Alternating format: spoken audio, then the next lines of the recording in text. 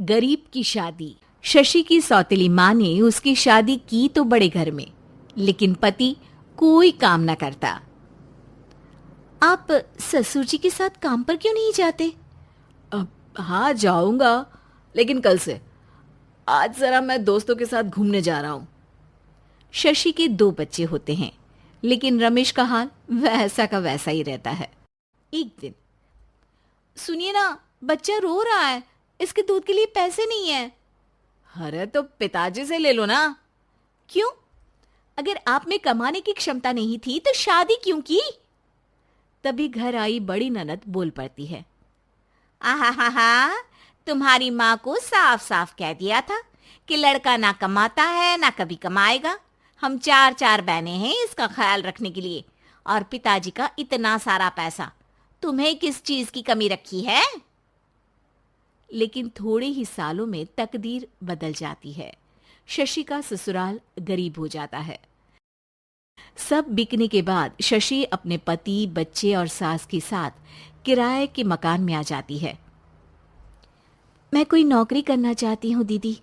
अरे इतने बड़े घर की बहू थी शशि, तुम नौकरी करोगी? नहीं नहीं नहीं नहीं। नहीं करूंगी तो घर कैसे चलेगा? बच्चों को भी तो पालना है ना। तभी शशि का भाई आ जाता है। शशि, ये ले राशन का सामान, किसी भी तरह की कोई भी जरूरत हो तो बताना। भाई, अब मैं नौकरी करूंगी।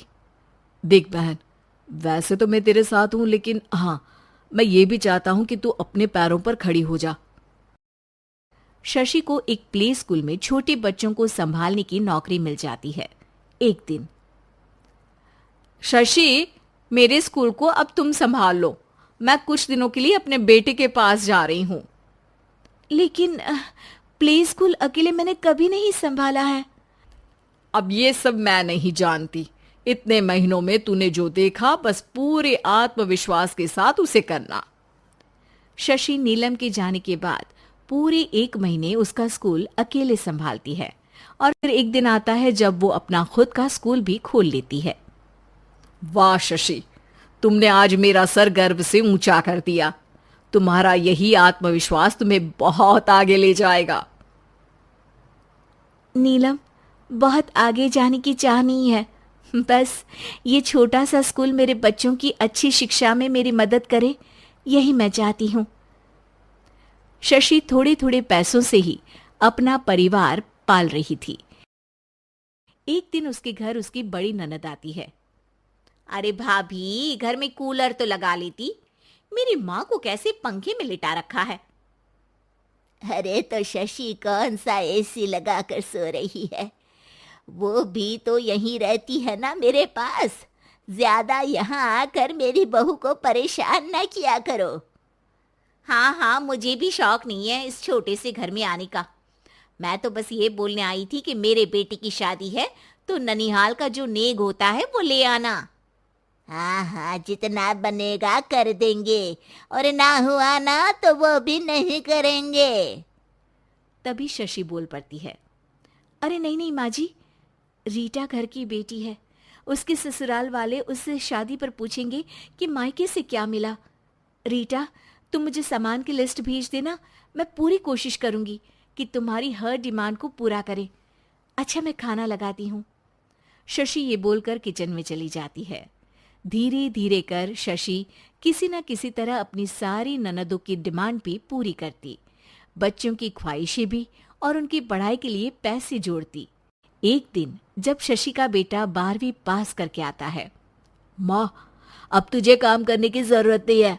मैं अब कोई ना कोई नौकरी करके पढ़ाई भी साथ कर लिया करूंगा। शशि को लगता है कि बेटा और आगे पढ़ाई करे, लेकिन वक्त की मार के कारण वो बेटे को काम के लिए हाँ कर देती है। अब बेटा एक बैंक में चपरासी बन जाता है। लड़का देखने में तो बड़ा अच्छा है, अंग्रेजी भी पटर पटर बोलता है, फिर चपरासी क्यों? लड़का सारी बात मैनेजर को बता देता है। अच्छा, तो मैं तुझे एक मौका देता हूँ। तू यहाँ रहकर दूसरे डिपार्टमेंट का भी काम सीख। अगर तू किसी एक का भी काम अच्छे से सीख गया तो मैं तुझे यहाँ टेबल चेयर में बैठने वाली नौकरी दे दूंगा। लेकिन एक दिन शशि की ननद उसे फोन करती है। अरे भाभी, देखो मायका तो मेरा तुम लोगों से ही है। मैंने आपके बेटे और मेरे भतीजे प्रदीप के लिए यहाँ एक नौकरी देखी है। पूरे 5,000 मिलेंगे। वैसे करता ही क्या है, चपरासी ही तो है ना। कोई बात नहीं रीटा, मैं उसे इस शहर के बाहर नहीं भेजना चाहती हूँ। बाकी वो शाम को आएगा तो मैं पूछ लेती हूँ। वहीं प्रदीप मैनेजर की बात से खुश हो जाता है और मैनेजर के काम पर ही नजर रखने लगता है। वो उनकी तरह के पेपर पढ़ता, काम करता और आने वाले लोगों की बातें सुनता। एक दिन बैंक में ऑडिट वाले आते हैं। ये गलत है, पूरी बैलेंस शीट नहीं मिल रही है, कहीं ना कहीं गड़बड़ है। ए मैनेजर, क्या करते हो? बैंक के पैसों का हिसाब सही नहीं है। मैनेजर के पसीने छूट जाते हैं। तभी प्रदीप वहां जाता है। अब क्या मैं ये बैलेंस शीट देख सकता हूँ? अरे बेटा मजाक नहीं, जाओ पानी लेकर आओ एक गिलास। प्रदीप मैनेजर को पानी लाकर देता है और फिर ऑडिटर से कहता है, देखिए सर, मैं आपको बता सकता हूँ कि कैसे बैलेंस शीट को आप लोग गलत तरीके से जोड़ रहे हैं। ऐसा बोलकर प्रदीप एक एक कर सारे डाउट क्लियर कर देता है। अरे हाँ, ये तो पॉइंट हमने देखे ही नहीं थे। गुड, कौन है ये बच्चा? तभी मैनेजर बोल पड़ता है, अब हमारे यहाँ अकाउंट में नया आया है। ऑडिटर के जाने के बाद, वाह प्रदीप, आज तो तुमने मेरी नौकरी बचा ली। और आपने भी तो मेरी नई नौकरी लगा दी, अकाउंटेंट की। बस फिर क्या था, प्रदीप ने एक बार जो सफलता की सीढ़ी चढ़ी, बस चढ़ता ही चला जाता है।